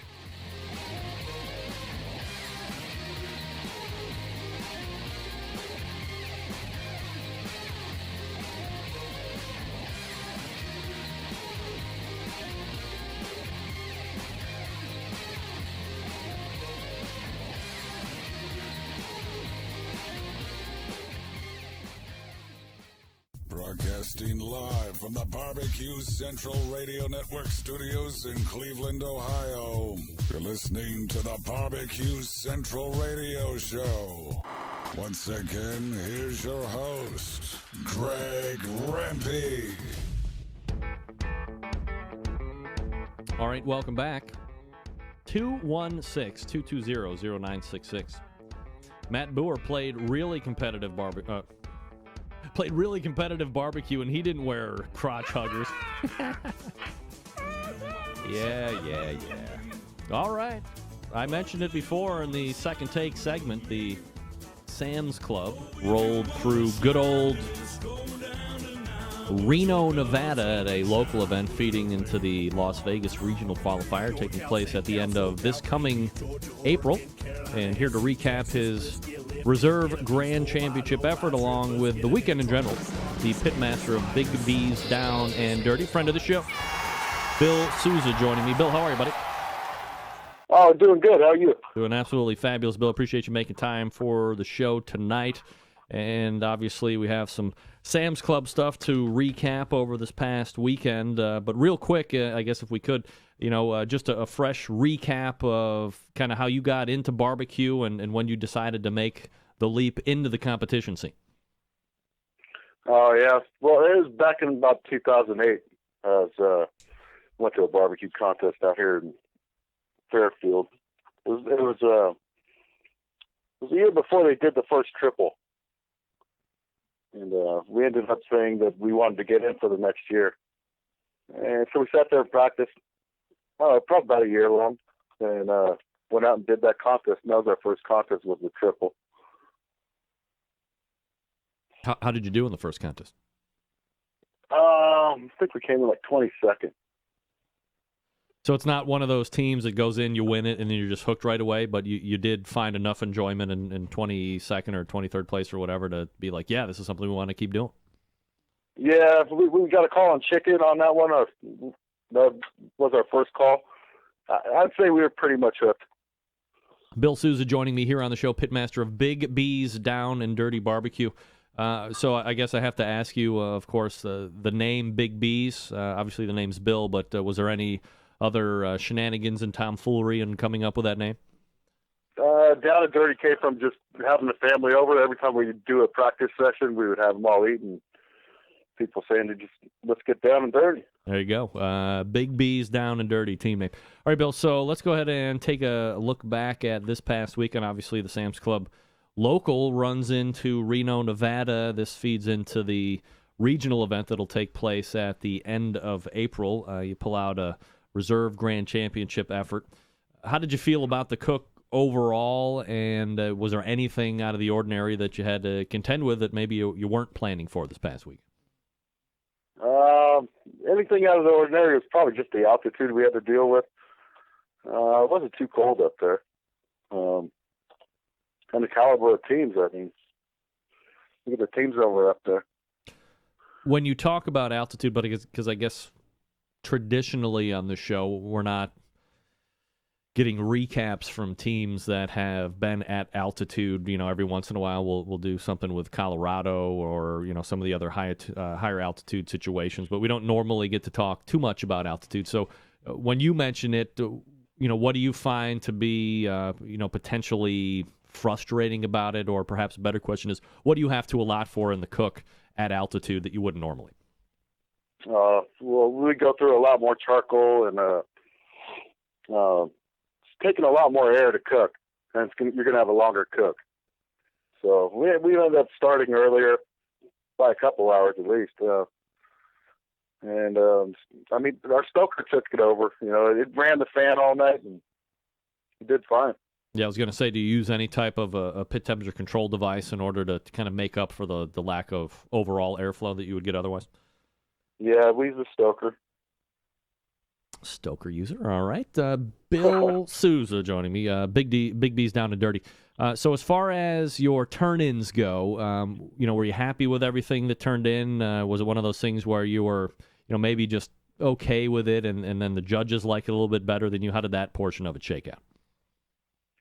We knew our ribs. We knew our ribs were kind of tight, and then with our chicken, we did a whole different chicken this time. So, what's the we big... got what we deserved. We got our 10th place. We knew they were tight. What Had kind to turn them in anyway? What kind of a chicken change do you do? I mean, typically you don't find teams deciding to kind of make I don't know if it was a wholesale change, but it sounds like it was fairly divergent off of what you would normally do. Yeah, coming off of last year, we had been doing our chicken on just our ABS pit boss. We had put the WSM away. We were trying to trim down the trailer a bit, so we didn't do too well doing that. So we brought back out the WSM and went to a different rub. What kind of charcoal do you use in your Smoky Mountain? We're using Kingsford. Do you find that so here's the thing, like I know I kind of bust Kingsford balls a little bit about the char. Do you use competition briquettes, or do you use the blue bag? I don't. I just use blue bag. Yeah. So here's the thing. I grew up, or I kind of cut my teeth on Weber Smoky Mountain. My wife bought me that as my first smoker, 10 years ago, whatever it was. And I've tried to get into using lump charcoal and that thing, but I've found that, with the overnight cooks or the longer cooks, man, it's just hard to get away from Kingsford because it's uniform, it's consistent. The burn is something that you can know time and time again. It's where it's going to be. It's hard to get away from that stuff, right? Yeah, exactly. That's we use it, and we'll use our wood. We use like chunk wood while we're cooking, but when we want the clean burn, we were just going charcoal. So as you get through your turn-ins and we start getting the overalls called, did you have a feeling that you were at least going to be making top 6, or was it always kind of a crapshoot because you don't know where everybody else is? Yeah. We were just hoping to get in. But with the 4 calls, we knew we'd probably be in there in the top 10 at least. But I wanted to get the top 6, so it was pretty hard. I wonder, and I've been asking pitmasters this year, especially. I think I've gotten every local qualifier that's happened so far this year. I mean, when you go in, so if you're going into a non-Sam's Club event, because the first 2 rounds, top 6 move on. If you go into the regional round, top 10 move on, and then you're in the national championship where it's 50 of the teams that have qualified. And you're shooting for all the marbles there. So at a regional level or at a local level where you have to get 6 or in, is there a different mindset for you where if you're going to something other than that type of an event, you want to win it, obviously. But do you go in here going, yeah, I mean, winning would be good, but I just want to make top 6 so I can move on to the next round? Exactly. That was pretty much our mindset, was to make the top 6. Does that put you? We never go out to a contest and say that we're going there to lose. We're always going out there to win. Absolutely. Bill Souza joining me here on the show, helping me break down this past weekend's Sam's Club local event at Reno, Nevada. Are you used to cooking out in the Nevada area, if you will? Not really. I don't think not yet. We're getting it, but we did pretty good at Mesquite last year. But we're kind of nervous about going up into Nevada and try to get in on the regional. So you finish reserve grand overall. So obviously you're going to take, reserve grand regardless if it's a Sam Club event or a regular event. Obviously a great finish for the team. But you also get to move on to the regional round. Are you going to be competing in the regional round at the end of the month? Yeah, we'll be in Vegas. Are you, if you look at some of the other regions that are set up, they start out early in the year, and maybe their regional final isn't until September or beginning of October, whatever the case may be. So there's a fairly large gap, and certainly the cooks that are moving on to that regional round are going to be cooking in between. But do you find that it's at least a little bit easier to be able to keep a little bit more momentum when you're cooking 3 or 4 weeks from now than it would be to look at that regional round 4 or 5 months down the road? No, I don't know. I'm sure all teams are cooking all year long, But I don't mind it being early, being over with. So how do you feel about the local performance as it's going to relate to kind of pushing you into that regional round? You think you're going to be changing anything? Was there anything that transpired that that you think you might want to make any tweaks on, or are you going to keep the same program going in that regional here at the end of April? Yeah, there'll be a few tweaks down there in Vegas. Do you run, what kind of flavor profiles do you run? Something on your own, or do you run anything that's currently being used out there in the market right now? I'd say we do a sweet and savory. We do have a little ingredient that we use that I'm sure a lot of teams aren't using. But that's about it. You want to mention that product? Or no. No, not really. No, okay, yeah. Got to keep that one tight to the vest. I'll say that. Yeah. We're not mentioning it here on this show, pal. Let me ask you this. So you're going to move on to regional round, and that's going to be at the end of April. That'll be in Las Vegas, so another run in Nevada for you. So we'll see how that works out. You mentioned you'd gotten into the competition scene 2008. So, now it's, 7 years plus. And I'm wondering, when you first got into it, you get that first chicken call and the things that you were doing then versus what you're doing now. Like, what are the top 2 or 3 biggest things that, A, you've seen changed, and I guess secondarily, things that you were doing back then that you're like, now, man, I can't believe I was doing that? Yeah, it was probably working on appearances for my boxes and stuff like that. Taking what did we take? We took Butcher's class and we took Rhythm and Cues class. I think that's helped out a lot. Have you heard from a lot of other teams that really that's for the teams that seem to get in, ramp up really quick, that the competition barbecue cooking classes are something that they have all taken, or have they just kind of hit some luck and been able to run with it? Yeah, I think they're picking something up on it. I'm pretty sure it's a lot of luck. Are you giving classes, Bill? I mean, what the heck? You've been doing it for 7 years, and you No, win? it's crossed my mind, but I'm not doing any right now. Something you might look into? Yeah. Why not? Bill Souza joining me here on the show. Big B's Down and Dirty. We're talking a little bit about the Sam's Club this past weekend. Are you a team, Bill, that has been a fan of this, I guess, I don't know, artisan meat is the right term, but, getting out of the big box, prime stuff and, for the brisket and getting into the Wagyus and the pork stuff and the special ribs and the special chicken? Or are you still kind of a, I don't want to say generic, but still big box store buyer? Well, for our briskets, we've been doing SRS since 2009, and that's pretty much the only meat that we're getting that's artisan or anything like that. The rest is all big box meat. Do you find that there is, well, let me ask you this question. Would you be more apprehensive if I said, hey, Bill, I'm going to, foot the bill for your briskets here for the rest of the season, but it can only be, choice briskets? Would you be more apprehensive taking the free briskets and going up against, a lot of the other teams using the Snake River Farms or, the Stru Branch or whoever it is out there? Oh, no way. I'd stick with the SRS. Really? You're like, no, I'm not. You're not even taking the free stuff. No way. Wow. It's that big of a difference, huh? Oh, yeah. For me, it is. Wow. Would you believe if I told you that the guys, and certainly not the same sanctioning body, but the guys down in the International Barbecue Cookers Association hardly use that stuff? They're not about it. Can you believe that? Yeah, I believe it. I know a bunch of teams that are using different meat, but we've always used SRF. Bill Souza joining me here on the show. Bill, aside from being in Vegas at the end of the month, contending for the top 10 regional draws to get into the final, where are you going to be at over the next couple of weeks? It'll be Vegas, and then probably do Mesquite the next week. Chances of winning both are? I hope they're good.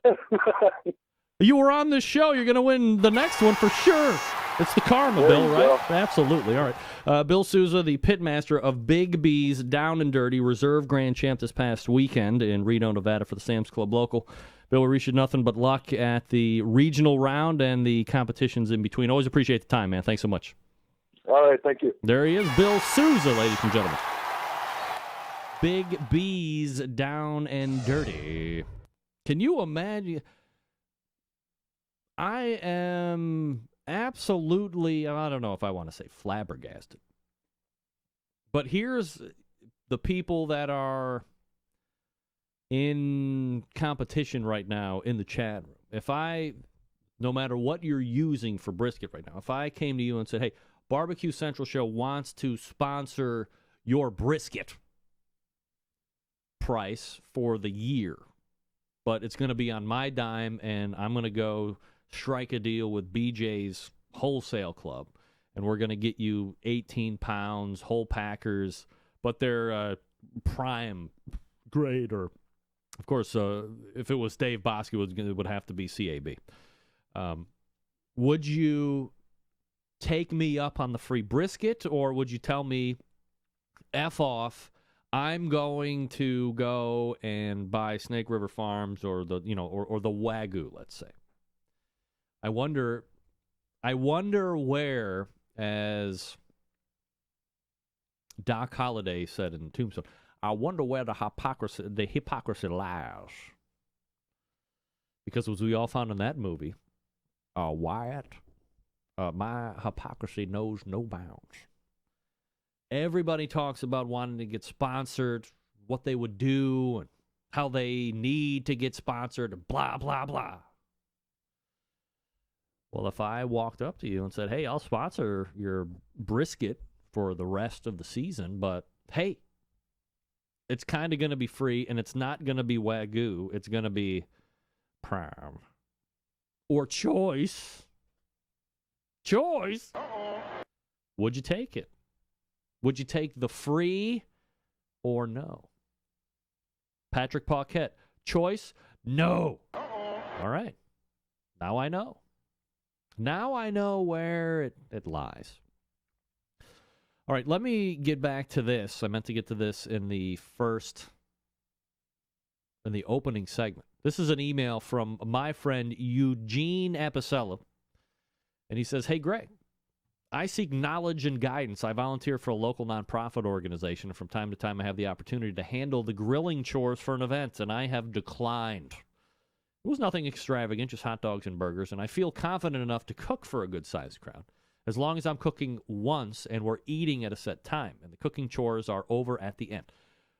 For what this organization has been doing, either the volunteers and employees are at a scheduled event, is to have food for the event, however long the event lasts, for however many people show up. How does one handle cooking burgers and hot dogs for a large, continuous crowd? I mean, I'd constantly be putting burgers and franks on the grill, keeping track of what's been on the grill, and removing cooked food from the grill, and simultaneously, it seems, for an extended period of time, and I don't think I know how to do that.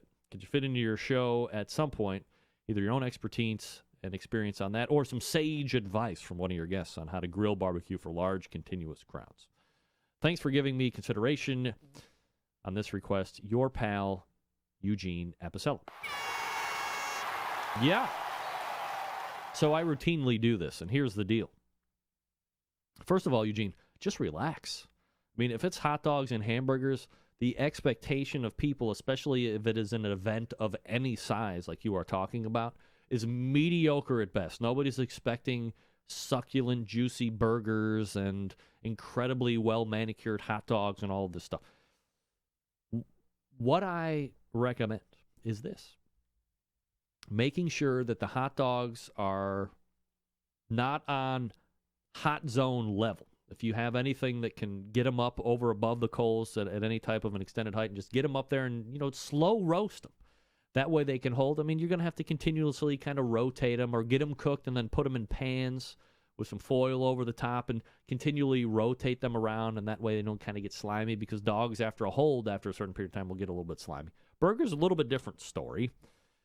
Yeah, I mean, that's the thing. If I'm going to volunteer for something like you're talking about, I'm going to plan on cooking the whole damn time and rotating in fresh burgers on to be served, and I'll be putting uncooked burgers onto the grill, and I'll have it new burgers, flipped burgers, ready-to-go burgers, depending on if you have to put cheese on them or not, and doing it for as long as it takes. And you might not get to sit down and enjoy it, but if you're volunteering to cook, I mean, that's what you're going to do. And whether it takes 3 hours or 4 hours or 6 hours, if your skills are there, keep flipping burgers. Dogs are easy. You can put those up, kind of have them pre-cooked, if you will, and as long as you're keeping them warm and safe, you're fine. Burgers are a little bit different story, but don't be scared to cook the hamburgers all the way through the cook. People will wait for a fresh burger because, believe you, boil them. Put all those hot dogs in one of those big, huge Cajun cookers with water, boil them, and just stick them all in there and hold them. Easy enough. Then flash them on the grill if you want some char marks. People will wait 5 minutes for a good burger. Don't overthink it, Eugene. Remember, this is fun. It's grilling. People will wait. They think you're the grill master, for crying out loud. You say, hey, you're going to wait for that burger, shithead. If they're really big, just say, hey, you're going to wait for that burger, sir. You might get punched. All right, folks, Sucklebusters, award-winning barbecue rubs, sauces, all of the good stuff. Texas-based, 100% made in the U.S.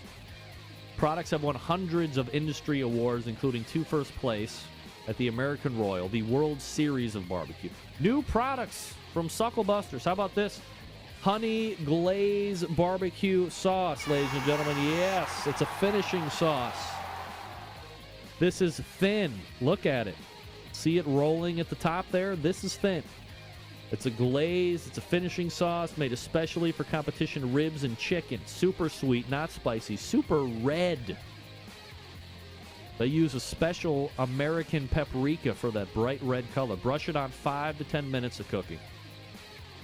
Leaves a glossy red sheen on the meat. Extra layer of sweet flavor. Take your competition ribs and chicken to a whole nother level. Available for stores and at sucklebusters.com.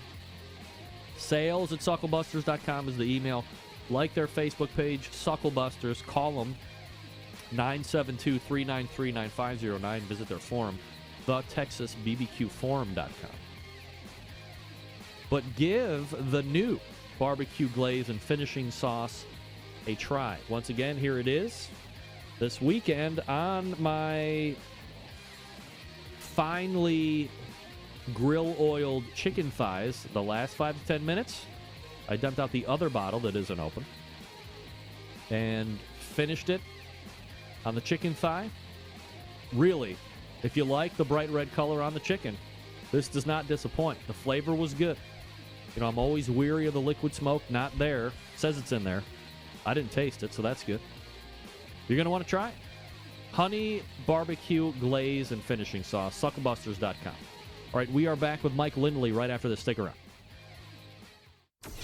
Big name interviews, advice on cooking brisket and ribs, and the only host willing to share his honest opinion on all things important in the world of barbecue. It's the Barbecue Central Show.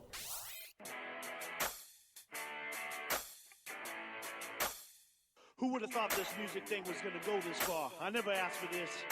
I never asked for this fast living. All right, we are back. 216-220-0966. Greg at thebbqcentralshow.com.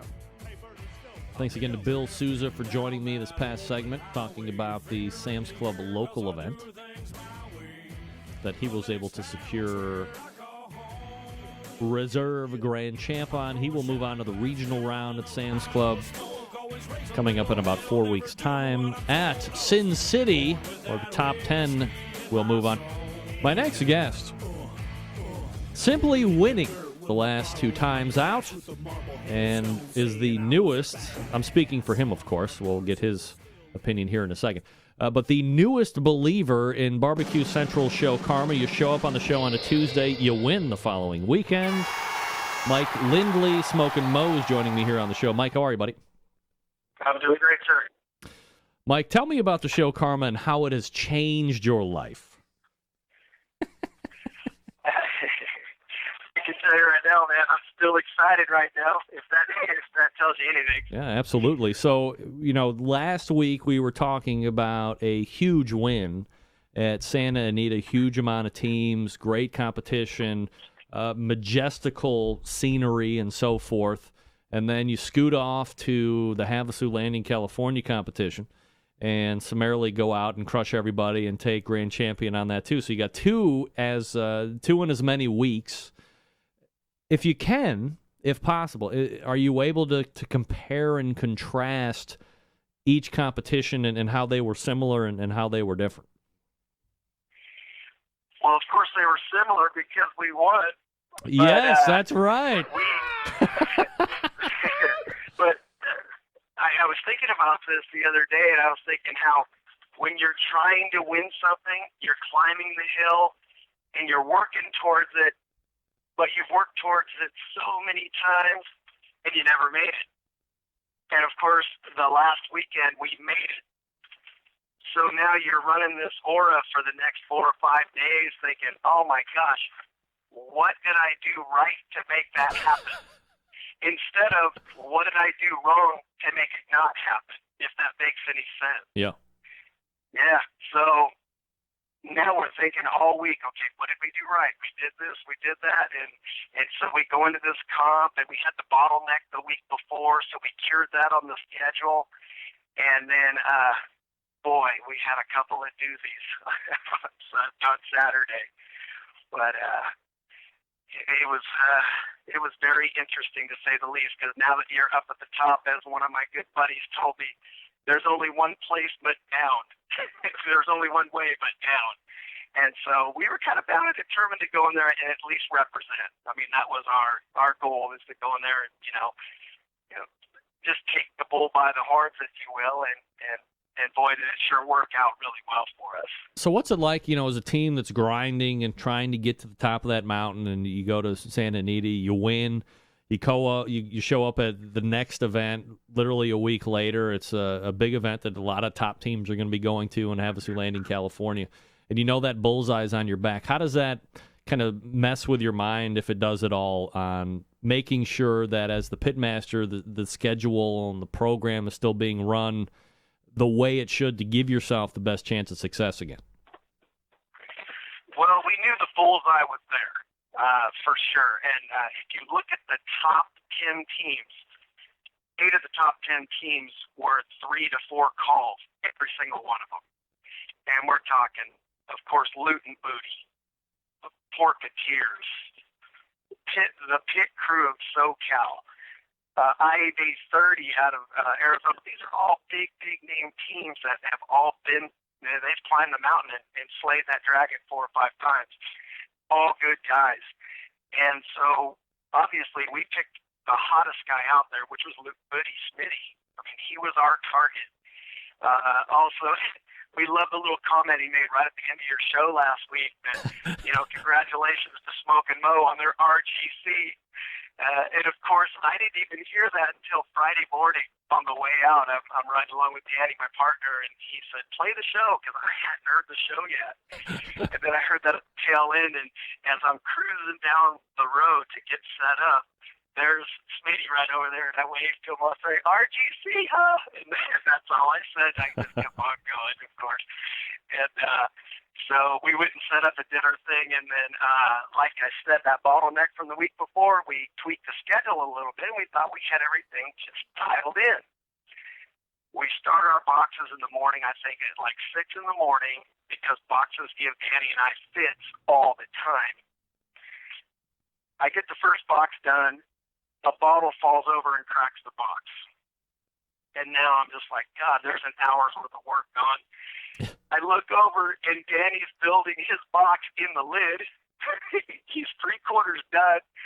So now we got to do a flip and a flop on that box. I'm telling you, it was still probably 9 o'clock. We have an 11 o'clock turn-in at this comp again, just like the weekend before. So we just got pressed by an hour anyway. Now we're redoing boxes, and now meats are coming off. And here we go. We got that same scenario of bottleneck happening again. And we looked at each other, just started laughing. We're like, all right, man, this is what we're up against today. Let's rock and roll. And we just kept plugging along. So the traditional mindset of thinking would be, if the week before you bottleneck up and you're like, well, let's figure out a way to not do that again. Well, then this past weekend you bottleneck up again. You got to be thinking, hey, we got another grand championship rolling down our back here, because things are going south immediately again. It's unbelievable. You're exactly right. Maybe in 2 weeks, maybe I'll just set the schedule up to where everything jams up right at 11 o'clock, 11:30, and we'll just go with it, and it'll just put more pressure on us, I guess, to focus. Absolutely. Mike Lindley joining me here on the show, pitmaster of Smokin Barbecue, recapping the Havasu Landing, California competition win they had this past weekend. Mike, when you go out to that next competition, and look, I mean, we can talk about it for fun and excitement here on this show. I mean, it's especially good show fodder for me, because we can talk to somebody that's won 2 weeks in a row, and then for me, it's always fun to talk about, well, how many can you string together? But inevitably, it's going to stop at some point, just because this is the way the bitch of competition barbecue works, and she's a mean mistress. But when you start to set up for the third one, Is it going to be like right there, like a weight on the top of your head that this is the third one that you're going to try and win in a row? Or are you going to try and distance yourself away from it? Do you think people are going to be like, oh, we're gonna be gunning for you, especially this time, Mike, so you don't get 3 in a row? I mean, how are you setting up for that? Well, we're going to work our normal program, but it's funny. We'll be on the East Coast next weekend in Harrington, Delaware at the Triple Threat. And believe it or not, I was the first cook I did on the East Coast, and of course it's 3 guys. There's so many great teams. I couldn't even chick swine, bovine. Yep. You know, just guys that I've never even dealt with before. But I did 4 comps back here last year, and just the caliber of these guys are so good. I'm trying to keep that out of my head and just go in and work my program. And see what we can do to, we want to be in there. I mean, that's our goal always is to win. And so we got a couple under our belt. We're going to work our same program and see if we can pull something off here. Do you have any thoughts of doing any type of an East Coast flavor profile change, or regardless of regions and meccas of barbecue and so forth? What you cook in California is what you're going to cook in Washington State, is what you're going to cook in Florida, is what you're going to cook in New England. It will be very, very close, and we'll make one change, and that'll just be a sauce change, believe it or not, just a little tweak to that sauce change. But I believe the rubs and things that we use now are, believe it or not, you could pick those all over the country, and that's what I use. I don't use one particular brand at all.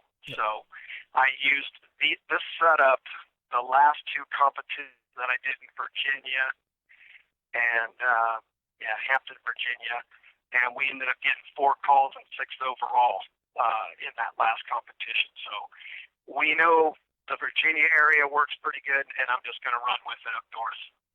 Little 3 hours up north is what it is. Is that sauce change that you make going to be a sweet change, a savory change? Like, what's the profile you think works best up there?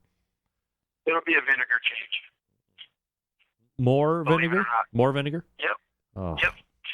That's what we're running with. I love me some vinegar barbecue sauce, 100%. God, I love it. I mean, I'm probably the smaller portion of that. I know that, sweet still kind of reigns supreme, but man, there's nothing better to me than some really good vinegar in your mouth. That sounds weird. Sure. So what do you think right now when you go to kcbs.us and look at the team of the year positioning right now, and you see Smokin' Mo's Barbecue currently sitting in 4th place? I mean, that's pretty cool, right? That is very cool. It was very cool when we got texted right after Santa Anita, and I believe it was on Tuesday, because I didn't look. Someone say, "Hey, you're 7th in the country," and I'm all, "Are you kidding me?" So I hop on there, go check it out, and then I think it was earlier this morning or last night, I can't remember. I was doing some flying.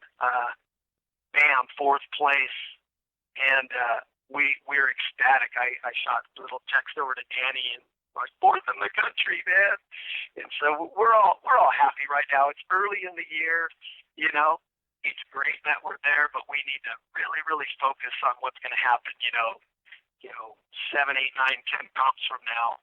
Trying to stay consistent, stay in the top 10. I mean, that's what's going to really keep us right in that area. Our goal this year was top 100. So. Hey, if we're top 50, 20, 30, who knows where that's going to be, we will be very, very happy that we would reach that goal. So that's kind of what we're Yep. I was going to say, Mike, will you get into any other sanctioning bodies just for shits and giggles over the course of the year, too, like an FBA if you're around there, or IBCA or something like that? We're doing an IBCA down in Coachella Valley, California, which is the Stagecoach Music Festival. Yep. And believe it or not, last year we were grand champions there.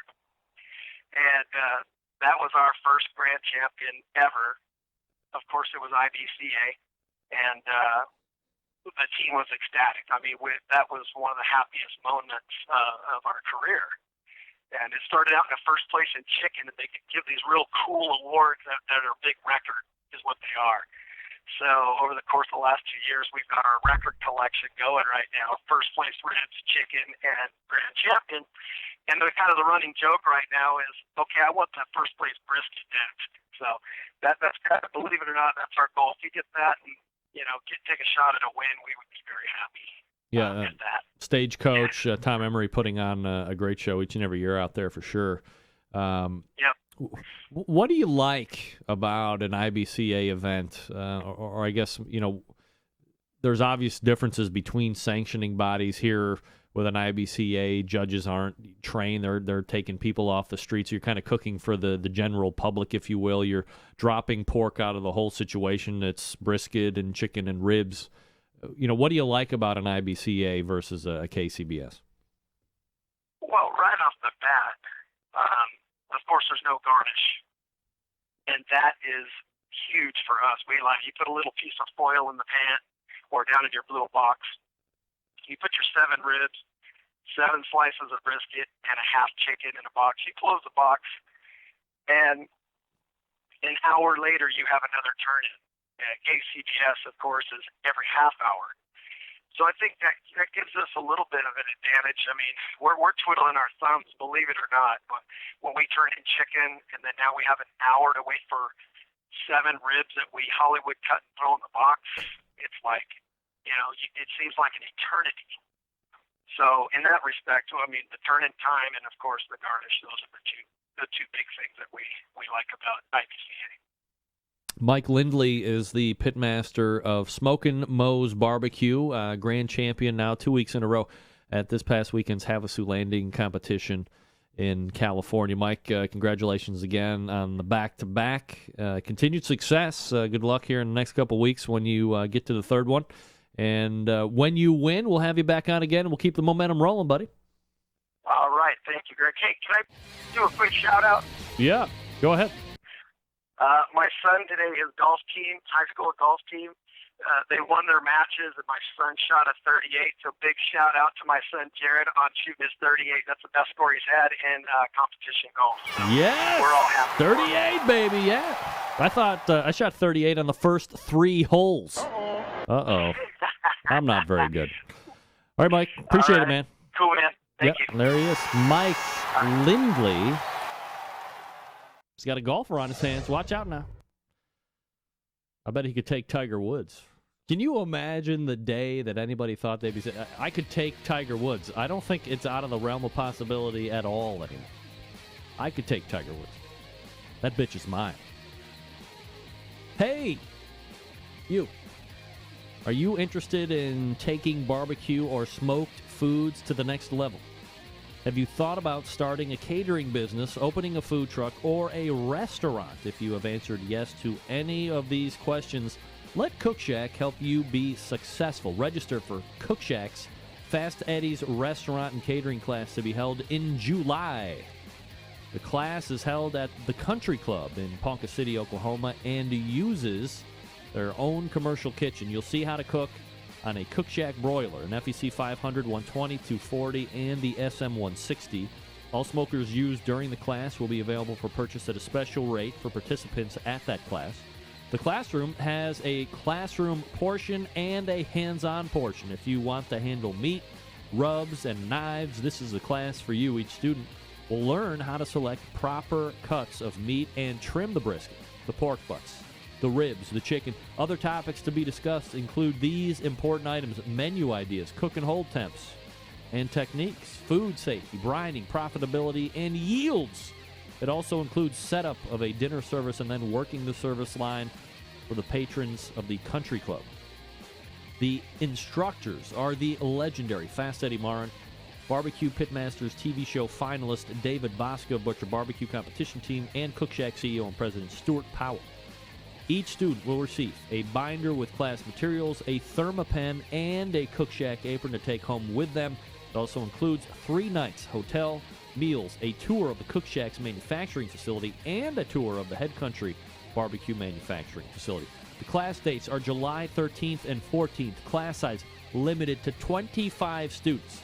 So get up and sign up right now. For more information, contact Krista with Cook Shack at 800-423-0698. That's 800-423-0698. Again, that's Krista with Cook Shack, or you can email her, C_Jones, Jones, C_Jones at cookshack.com.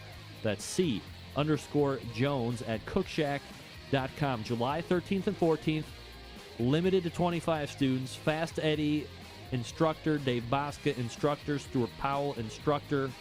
Tours of both the Cook Shack's manufacturing facility and the Head Country Barbecue manufacturing facility. Doesn't get any better than that. 800-423-0698 or C_Jones at cookshack.com. We're back to wrap up this show right after this. Stick around. We'll be right back.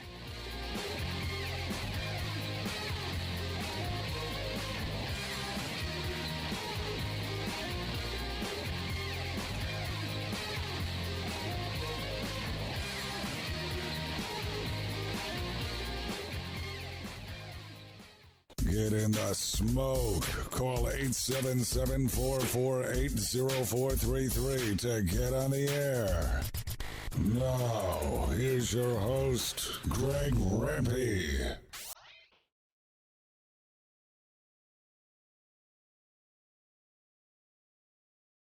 All right, we are back. 216-220-0966. A lot of people asking what my hat says. Cancer Sucks Chicago Barbecue. Shout out to Scotty, ladies and gentlemen. Scotty! What's up, boy?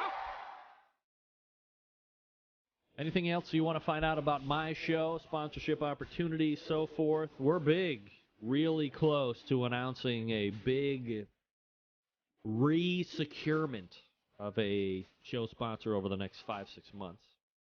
Potentially to be announced next show.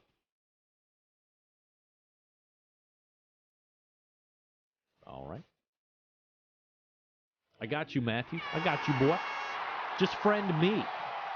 Wait a second. I saw what you tried to do. Forget it. Get that big stuff out of here. Matt, find me on the Facebooks /Greg.Rempe.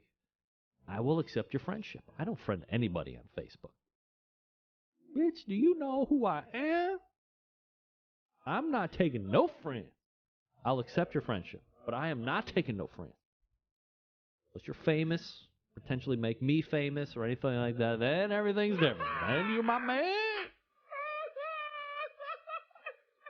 Rod Gray from Pellet Envy. Do you have anything else to add to the show tonight? Nothing. All right. Appreciate him weighing in. All right, let's wrap it up. Here we go. All the way back in the first hour, we talked with Bob Trudnak and Brian Cohen. Bob Trudnak of the BBQ Guru. Brian Cohen. Oh! Bespoke Bacon. I thought he said bespoke bacon, but bespoke. BESPOKE.com. Or, sorry, bespokebacon.com. $8 a pound. Saving $4. Buy 5 pounds. Let me know. Kinger, you love bacon. You know, pay that $75 of shipping up to the Canadian. Then we talked with Jason Shackelford from IcyBreeze. In the second hour, we talked with Bill Souza, Big B's Down and Dirty, about the Sam's Club. And also, we talked to Mike Lindley from Smokin Mo's on his 2 weeks in a row of winning.